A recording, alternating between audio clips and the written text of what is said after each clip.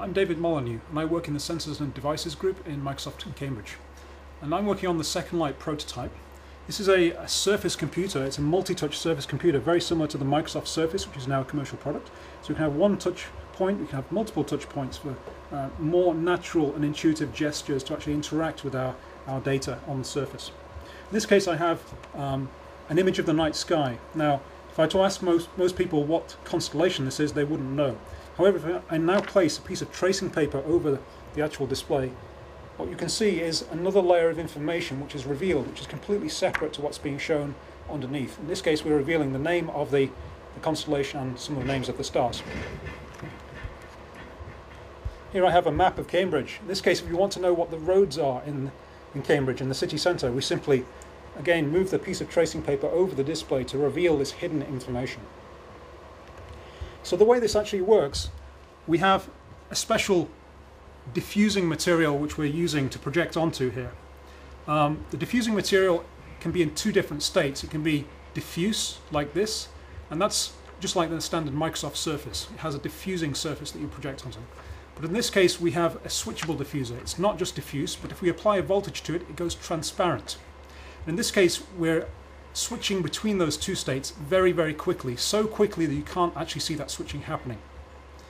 And beneath the surface I have two projectors, and these two projectors are actually synchronized with the switching of the surface. So one projector projects when it's in the diffuse state, like that, and that's the image you'll see if you just walk up to it and look at it.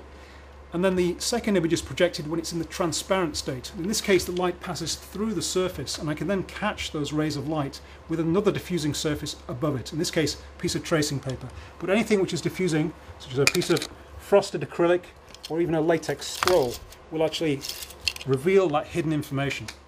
So these were totally passive objects. No sort of tracking was involved in displaying the information on them. But in this case we have a tracked object. This is an actual active object. So in here I have some infrared LEDs and a battery to power them. And this basically illuminates the surface here with infrared light. And we have two lines which are etched into the surface, and this allows a camera which is beneath the surface to actually see these illuminated lines and track this display panel as I move it around. And you see as I put my fingers down here, we can actually detect touch on there as well. Now some applications for this interaction panel, you see I'm just showing a video at the moment, but this could be anything. You can imagine a collaborative working scenario with lots of people stood around the large display, and everybody can see and interact with the information using multi-touch on the large display. But here now we can actually scoop information off here, interact using the full multi-touch experience on this panel, and then drop it back down there for other people to see. Another example would be a medical data visualization scenario.